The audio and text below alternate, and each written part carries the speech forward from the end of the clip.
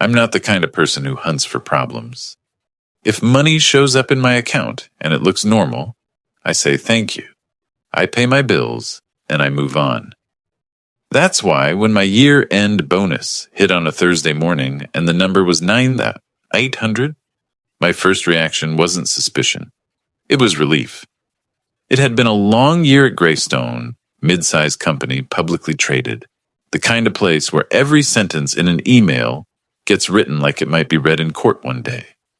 We'd done 2 reorgs in 9 months. They called them realignments, but everyone knew what they were. People disappeared from Slack overnight. Badges stopped working. Calendars got wiped clean like they'd never existed. So yeah, when the bonus landed, it felt like proof that the grind had meant something. I even stared at the deposit longer than I should have, like it could vanish if I blinked. Then I opened my pay stub, not because I didn't trust it, because that's what I do. I've always checked. Call it anxiety. Call it being raised by a father who kept receipts in a shoebox labeled, "Don't let them lie." In our system, the bonus line is usually simple. 1 code, 1 description, 1 number. This time there were 2 lines. The first one was the normal annual incentive. The second one was something I'd never seen before. Comp Ag, discretionary. And the funny thing was, the annual incentive line was lower than I expected, while the discretionary line made up the difference, and then some. Most people in my department don't read that far. They just see the deposit and move on. But I'm not in sales or marketing. I sit close enough to finance that I understand how these payouts are supposed to work. Our bonus program wasn't a mystery. It was documented. We had a PDF policy, a payout curve, and a grid tied to performance ratings. You could literally estimate your bonus within a couple $100 if you knew your base and your rating. I knew mine. I also knew the company's stated funding level from the all hands. The CFO had put it on a slide like he was doing us a favor. Incentive plan funded at 92%. I'd even written down the number because I'm that person. So I did the math. Again. Slowly. Twice.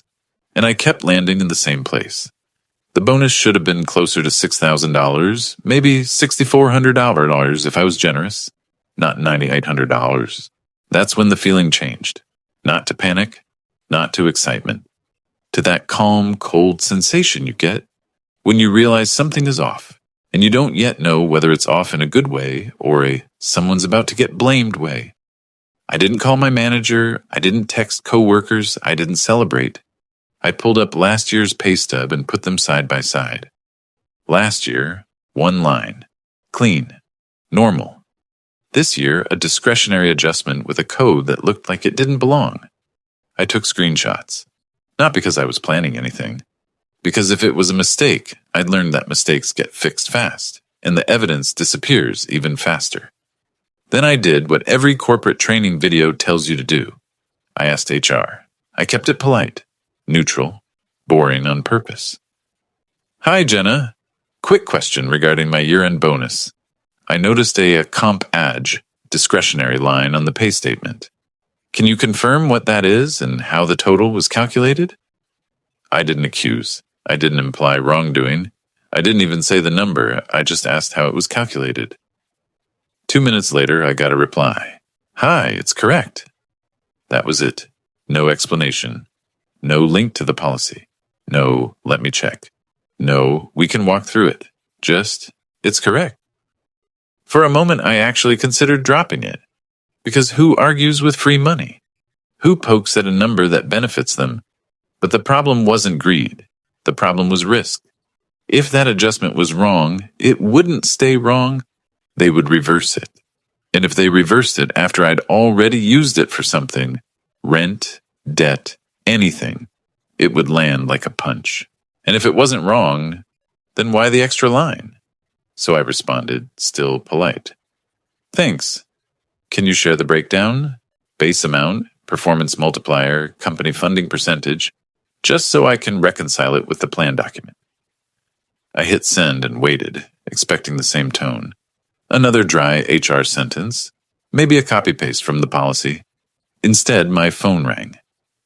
HR doesn't call for routine questions. HR calls when they don't want a written record.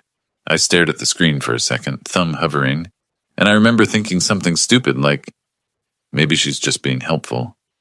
I answered, "Hey, Jenna." There was a pause on the line, just long enough to feel like she hadn't expected me to pick up. Then she said, "Hi, yes, about your email." Her voice was different, not the upbeat HR voice she used in onboarding, not the crisp, "we're a team" tone from town halls. This was lower, controlled, careful, like someone trying not to set off an alarm. "I just want to understand what you're asking," she said. And I said, "Exactly what I wrote. The calculation. I'm trying to reconcile my stub with the plan." Another pause.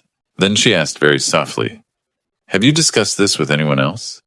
That's when my stomach tightened. Because that question wasn't about customer service.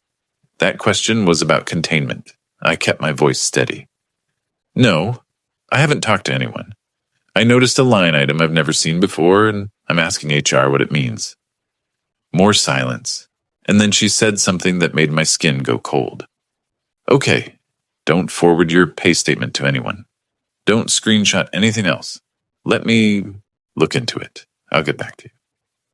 I didn't tell her I already had screenshots. I just said, "Jenna, can you answer one thing now? Why would there be a discretionary adjustment on a structured incentive plan?" She exhaled like I'd asked the wrong question in the wrong room. "I'll call you back," she said, and the line went dead. I sat there holding my phone, staring at my desk, listening to the office noise like it was suddenly far away.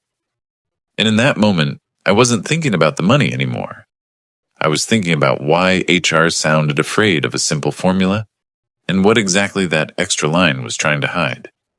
Because whatever it wasn't supposed to be noticed. HR didn't call me back that day. Not in an hour. Not after lunch. Not at the end of the day when people start packing up and the office gets quiet and you can hear the copier. Breathe. Nothing.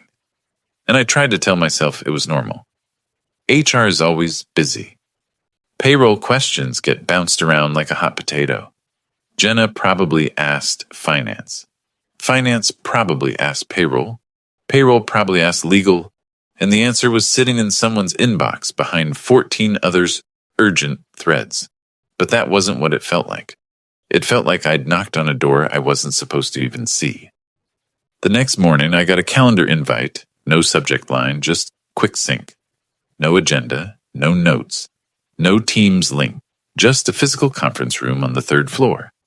Greystone never did that anymore. Everything was remote friendly, documented, logged. If someone wanted to speak to you, it was a Teams call with a recording warning and a polite summary afterward. A no-subject, in-person invite from HR is not a sync.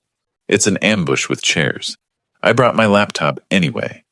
Not to be dramatic, just because I didn't trust my memory under pressure. I had the screenshots saved in a personal folder, not on the company drive, and I'd already exported the plan document from the intranet the night before, just in case it moved. When I walked into the room, Jenna was there. So was a man I'd never met, wearing a navy blazer like it was armor. He stood when I came in, smiled with an outwarmth, and said, "I'm Mark. I support compensation governance." That phrase, compensation governance, wasn't something people said casually.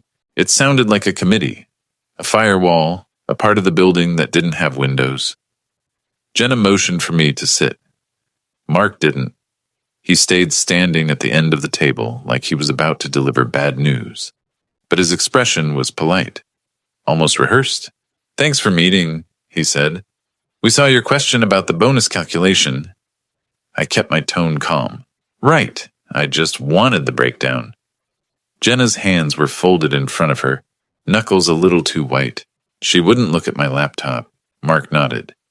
"Your total payout is correct. The system generated it based on approved adjustments." There it was again. Correct.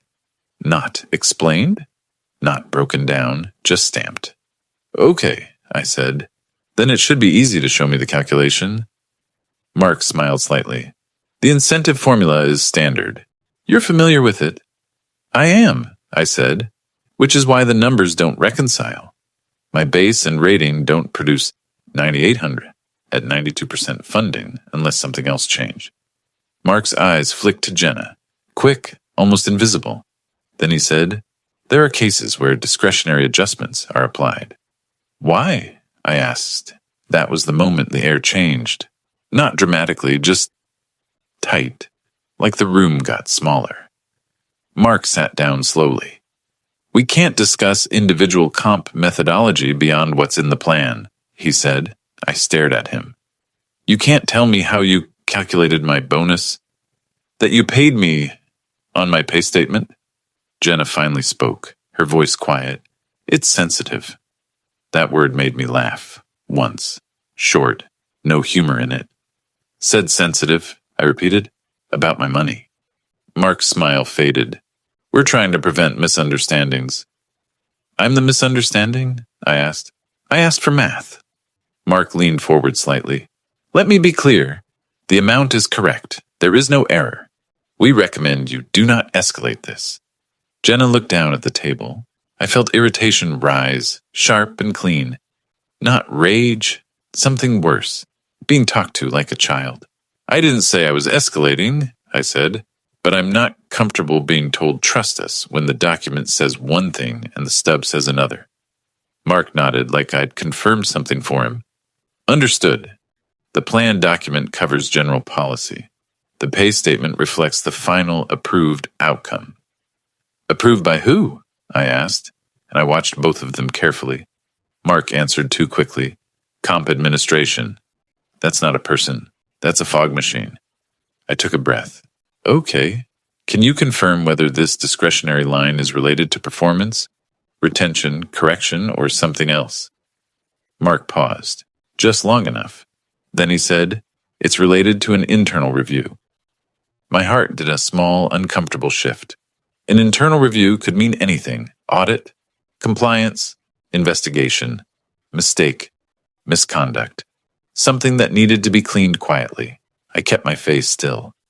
An internal review of what? Mark's eyes hardened for the first time. That's not information we can share. Jenna's phone buzzed on the table. She glanced at it, then turned it face down like it was a grenade. Mark continued. What we can do is confirm your pay is correct and ensure there are no issues going forward.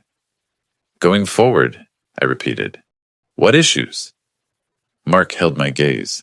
We'd like you to stop asking about this for your own benefit.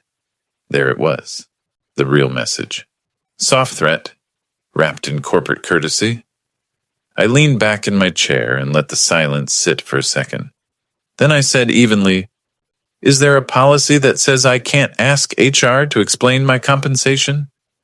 Mark looked at Jenna again, this time not a flicker, an actual look, like say something. Jenna's voice came out strained. No, but this isn't a normal situation. I nodded slowly. Then tell me why it's not normal. She opened her mouth, closed it, and swallowed. Mark stepped in.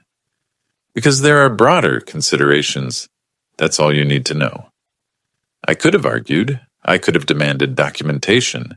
I could have threatened to go to legal or compliance or my manager. But in that room, I realized something important. They weren't worried I'd be upset. They were worried I'd connect dots. So I did the one thing that made sense. I stopped pushing in the room and started listening. I said, okay, if you're telling me it's correct and there's nothing else you'll share, I understand. Mark's shoulders loosened slightly, like he'd just avoided a fire. Jenna exhaled like she'd been holding her breath for a minute. Mark stood. Great. We appreciate your discretion. He walked to the door and opened it for me like we'd just had a polite chat about benefits enrollment. I picked up my laptop and stood. And as I passed Jenna, she finally looked at me. Just for a second. Her eyes weren't angry. They were warning me. Then she whispered so quietly I almost didn't hear it. Don't email about this again. I left the conference room and walked back through the office like nothing happened. But inside, the irritation had shifted into something else. Because now I knew two things with certainty. The bonus wasn't just a bonus. Whatever that discretionary line meant, it involved something they didn't want traceable. And if it was untraceable, it wasn't clean. That afternoon, I did what I always do when someone tells me to stop looking. I looked harder, just in a way they couldn't see. But I didn't realize yet what I was about to find, or how quickly Greystone would try to make me the problem. After that meeting, I didn't do anything dramatic. No angry follow-up email, no per my last message, no copying my manager like a threat.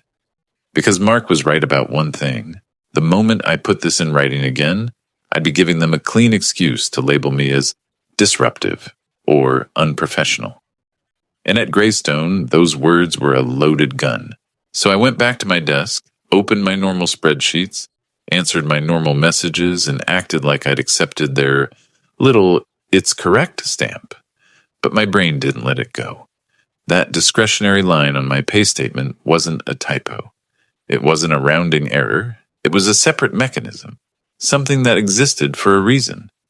And if they were scared of a simple breakdown, it meant the breakdown led somewhere they didn't want me to look. I work in FP&A, not payroll, not HR, finance. My job is literally to explain numbers that make executives uncomfortable.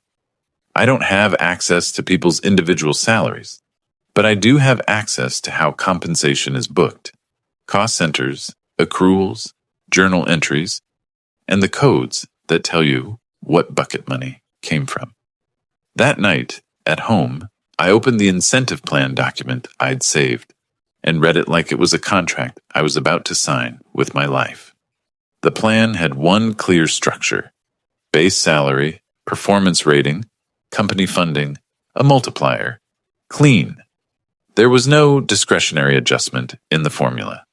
The only mention of discretionary anything was one sentence about exceptions approved by compensation governance, the same phrase Mark used. So I did the next logical thing. I searched our internal finance wiki for the code that showed on my pay stub. Not bonus, not incentive. The exact wording: comp adj discretionary. One result came up, buried in a page meant for accounting, not employees. It was a mapping table, how payroll earnings codes get translated into general ledger accounts. And next to comp adj discretionary, the table listed a source bucket that made my stomach drop. Legal, settlement reserve, restricted. I stared at it for a full minute, waiting for my brain to find a less insane interpretation. Maybe it was an old mapping. Maybe it was a placeholder. Maybe it didn't mean what it looked like. So I checked the revision history, updated 2 months ago, by a finance systems admin. I opened the comments, and there it was, plain as day. Remap discretionary comp adjustments to restricted reserve per compliance guidance. Not bonus pool, not incentive accrual, restricted reserve. That was the first time the situation stopped feeling weird and started feeling dangerous. Because you don't pay structured bonuses out of a restricted legal reserve unless you're trying to hide something, or you're trying to classify it as something it isn't. I didn't sleep much that night. Not because I was panicking, because my brain kept doing what it always does when it smells risk, building scenarios. If that line was tied to legal reserve, then either it wasn't a bonus and they were disguising it as one, or it was a bonus, but the bonus pool was short and they pulled money from a place they shouldn't have touched. Either way, the calculation would be a trail, and the trail would have names on it. The next morning, I kept my routine normal on purpose. Coffee, badge scan, small talk. I didn't look like a man chasing a fire. Then I did what I'm paid to do. I pulled the numbers. In our reporting tool, I ran a standard labor expense view for my division. Nothing abnormal. Same view we use every month for forecasts. And there it was, a journal entry posted the same day bonuses hit. A large reclass from a reserve account into a comp adjustment account. Not a tiny one, a meaningful one. It wasn't labeled bonus. It was labeled with the kind of vague language that makes auditors sit up straight. Compliance-directed adjustment. I clicked into the entry details. Approver, not HR, not payroll. A name I recognized from a leadership slide deck, someone in corporate legal. That's when I felt the first real crack inside me. Not fear exactly, disgust. Because I suddenly understood why Jenna's voice had changed. If she gave me a breakdown, she would have to explain why part of my bonus didn't come from the incentive pool at all. She'd have to explain why it came from a restricted reserve approved by legal. And once an employee starts asking why legal is funding compensation, the next stop is audit. An audit doesn't care how friendly your HR tone is.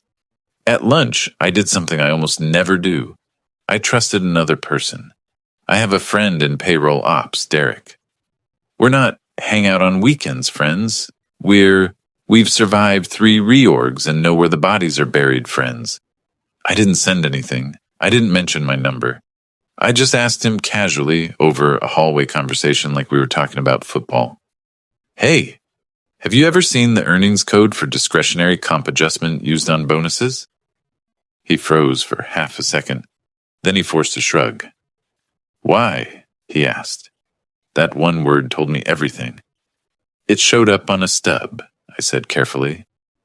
I'm trying to understand what it means in general. Derek's eyes scanned around the hallway like he'd suddenly remembered we worked in a building with cameras. Then he leaned in and said, Lo, that code isn't for bonuses, it's a cleanup code. Cleanup for what? I asked. He hesitated then. Usually underpayments, sometimes settlements, sometimes... Don't ask me. I kept my voice steady. Is it supposed to require approval? Derek let out a short breath. Yeah, not normal approval, like above HR. That was my confirmation, not a rumor, not a feeling, a system fact. And then he said the part that hit hardest. It's been used a lot this cycle. I stared at him. A lot? Derek nodded once. More than I've ever seen, and people are being told not to discuss it. That was my micro break point. The moment where you realize it's not your weird issue. It's a pattern. I thanked him and walked back to my desk with my face neutral and my hands cold. And in my head, one sentence kept repeating, they didn't pay me $9,800 by accident. They paid me $9,800 through a mechanism that wasn't meant to be visible. That afternoon, I stopped trying to reconcile the formula like an employee. I started thinking like an auditor. If the company funding was 92% and the structured incentive pool didn't cover what they paid out, someone had created a patch, an off-book-looking patch that still ran through payroll, still got taxed, still looked legitimate to employees, but came from a place it shouldn't. A financial band-aid, a quiet one. And if it was quiet, it meant someone was bleeding. I went to leave that evening, and as I shut down my laptop, a new email popped into my inbox. No subject line. Sender. Information security. Body. We noticed unusual access patterns related to finance reporting. Please confirm you are the user. I stared at the screen, reading it twice. My access patterns weren't unusual.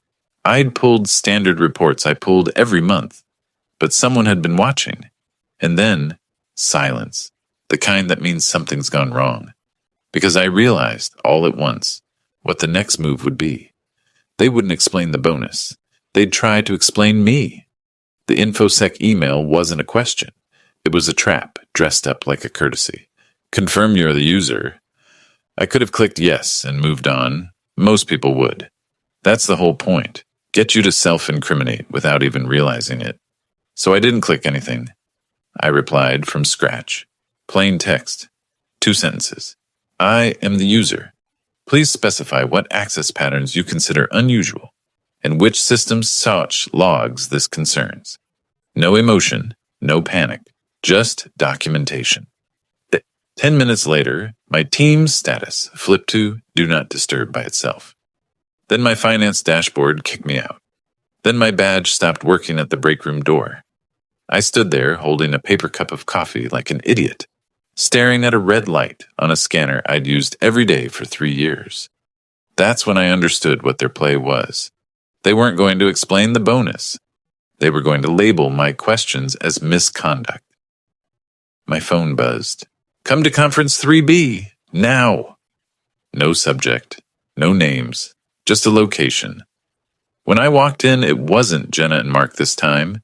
It was Jenna, Mark, and a new person, a woman with a laptop already open, wearing that expression people wear when their job is to make your life smaller.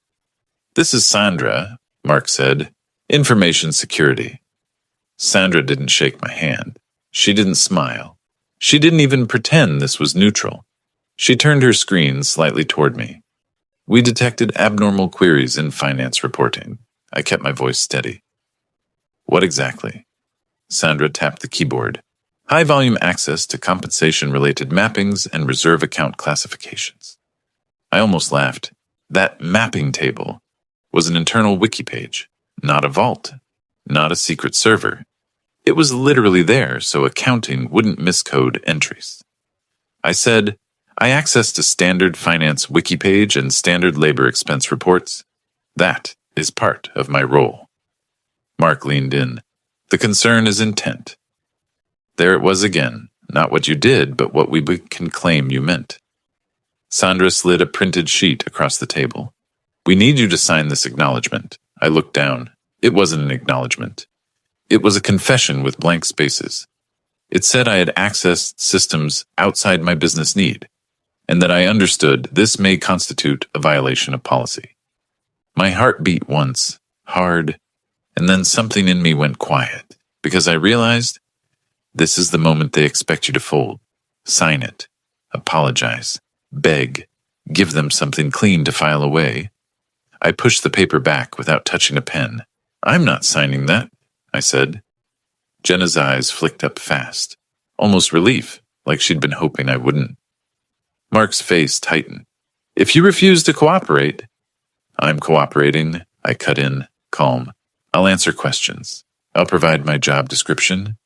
I'll explain my access, but I'm not signing a statement that misrepresents what I did." Sandra's voice stayed flat. "Then we'll have to restrict your access pending review." "Put it in writing," I said, "and include the specific policy section you believe I violated." The room got very still. Mark tried a softer tone, the one that sounds reasonable until you notice it's still a threat. "This can go easier if you're candid." I nodded once. "I have been candid. I noticed a pay statement line item. I asked HR for the calculation. I was told not to email about it again. Then my access was flagged as unusual immediately after I looked up an earnings code." Sandra stared at me. "Are you alleging retaliation?" "I'm stating the sequence," I said. "You can label it however you want." Mark's jaw moved like he was grinding something down. Jenna finally spoke, quiet. "We're trying to protect the company." And for the first time, I didn't feel irritation. I felt clarity. "From what?" I asked.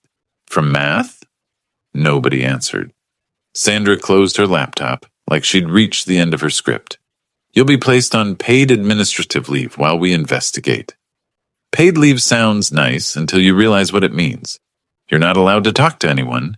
You're cut off from systems, and they get to rewrite the story without you in the room. Mark added, "Do not contact employees about this. Do not access company systems. HR will send instructions." I stood up. "Send them now, in writing." They didn't. Of course they didn't. They escorted me out like I was radioactive. No security guard, just that subtle hurting where your dignity is supposed to dissolve on the walk back to your desk. I packed quietly. People watched without watching.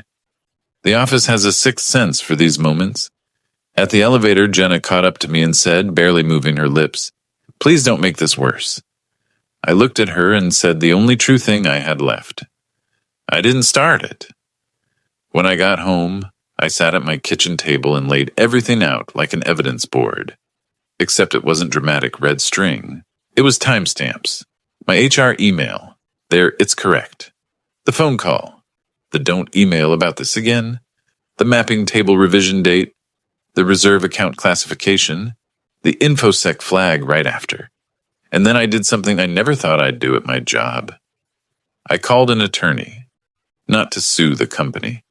Not because I wanted revenge. Because I wanted one thing. to stop being alone in a room full of people paid to outmaneuver me. The attorney asked a simple question. Did they accuse you of stealing data? No, I said. They implied it. Good, he said. Implied doesn't hold up. Document everything, and do not sign anything. Then he told me what to do next, and it wasn't glamorous. It was precise. I filed a report through the company's ethics hotline, the one they brag about in training videos, with a factual timeline and one request. Preserve all logs and communications related to my bonus inquiry and the subsequent access restriction. I didn't call it fraud. I didn't speculate. I didn't accuse names. I described the reserve mapping and asked why compensation adjustments were tied to a restricted legal reserve. That was it. I submitted it and expected nothing. I expected it to disappear into some internal void. But an hour later, my phone rang from a blocked number. When I answered, a man said, "This is internal audit. I'm calling regarding a report filed today." My stomach tightened. Then he said the sentence that changed the temperature of the whole week. "We need to speak with you before legal closes the record." And in that moment, I finally understood why HR had sounded scared. Because now it wasn't me asking for a formula. Now it was audit asking why the money came from where it came from, and who authorized it. By the end of that day, my manager texted me for the first time in months. "Are you okay? Call me." Then another message. 5 minutes later, "Don't call. Wait. I'll call you." And then the final one, almost immediately after, "Please don't answer anyone else. We're in meetings." That night, for the first time since the $9,800 hit my account, I felt a small, sharp burst of satisfaction. Not victory, not yet. Just the realization that the room was no longer quiet. They'd tried to turn my question into a security incident. Instead, they'd triggered something that scares executives more than lawsuits, a trail, and it was starting to move.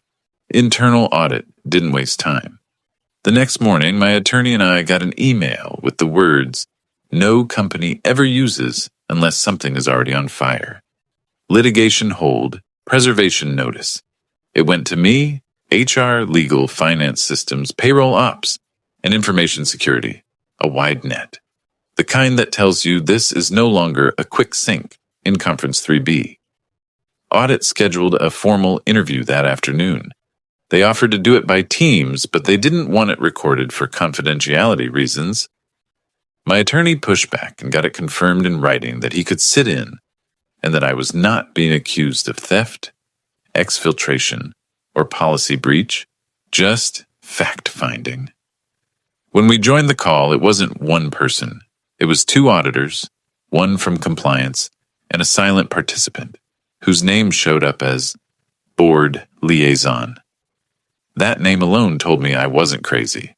I hadn't imagined the fear in Jenna's voice. It was real. They didn't start with the bonus. They started with the sequence. "Walk us through your inquiry," one auditor said, "from the deposit to your access being restricted." So I did, calmly, like I was reading a timeline in court.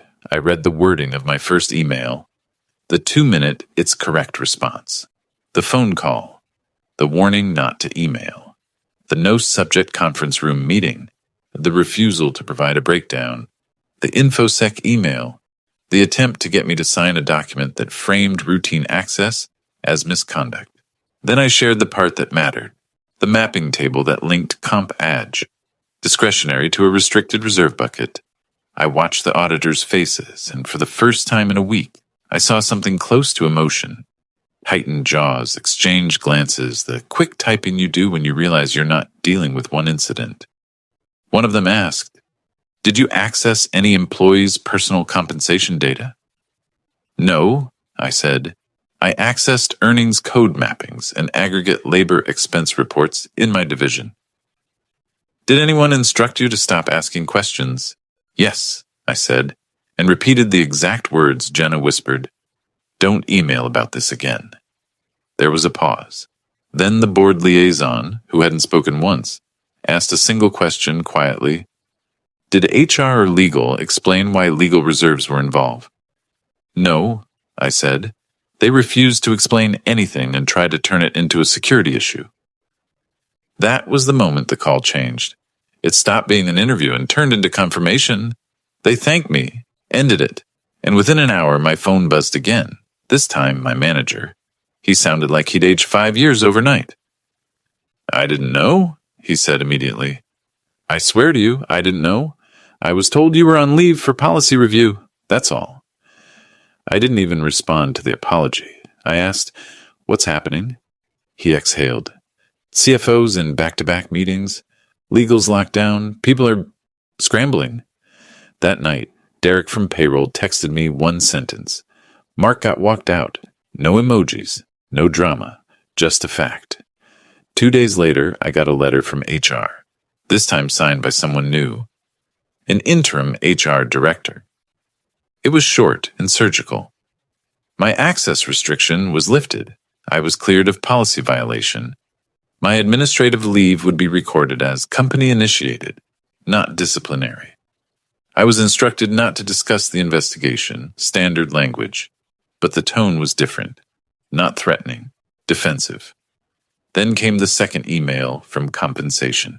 This one was even more interesting because it didn't say the bonus was correct. It said, your year-end incentive payout included an additional adjustment due to a processing issue identified during internal review. Processing issue. That was their safe phrase. The corporate version of, yes, it happened, don't ask. But audit didn't let them keep it vague.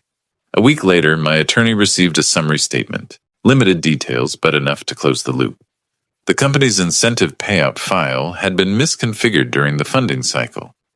Hundreds of employees were underpaid relative to the documented plan. Instead of rerunning the incentive program through the normal pool, which would have required disclosure and board-level approvals, a small group routed makeup amounts through a restricted reserve classification to avoid triggering the controls tied to the incentive plan. That's why HR couldn't show the formula. There wasn't a formula for the extra line. There was a workaround. And then when I asked for math, they tried to make me the incident, because admitting the truth would have raised one question no executive wants to answer. Who authorized paying compensation out of a restricted legal reserve, and why? Over the next 2 weeks, people disappeared quietly, not in a cinematic way, in a corporate way. The CFO announced a resignation to pursue other opportunities. The head of corporate legal took a medical leave. Information security sent out a company-wide memo about appropriate use of monitoring that read like it had been drafted by someone with sweaty hands. And Jenna didn't vanish. She stayed. But she stopped making eye contact, like she'd survived something and wasn't sure she deserved to. I didn't get revenge in the way movies sell it. No shouting match. No public humiliation. What I got was something better. A written record that I wasn't the problem. Then Greystone offered me a choice. Return to work under new leadership or take a separation package. 6 months pay, accelerated vesting on my next tranche, a neutral reference, and a clause confirming I was not terminated for cause. My attorney told me what they were really buying. Silence, predictability, and the removal of a witness from the building. And I understood something in that moment that I hadn't understood when the $9,800 first hit my account. This wasn't about a bonus. It was about control. Who gets to ask questions, who gets to see the plumbing behind the walls, and who gets punished for noticing that the water is coming from the wrong pipe. So I took the package. Not because I was scared, because I was done. On my last day, technically not even a day, just a final HR appointment, I walked out past the same badge scanner that had blinked red on me the week before.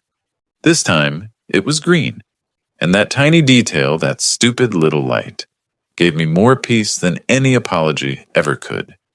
A month later, my new job's bonus policy was 3 pages, clear, transparent, and boring. I remember reading it and smiling because boring is what safety looks like. And the funniest part, I never spent the $9,800 while it was in question. I let it sit there like evidence. When the dust settled and Greystone issued a corrected statement, The amount stayed mine. They didn't claw it back. They couldn't, because clawing it back would have meant admitting, in writing, exactly why it was there in the first place. So yes, their voice changed when I asked how it was calculated. Not because I caught a mistake on my paycheck, because I caught the moment they tried to hide it. And once you see that, you don't unsee it.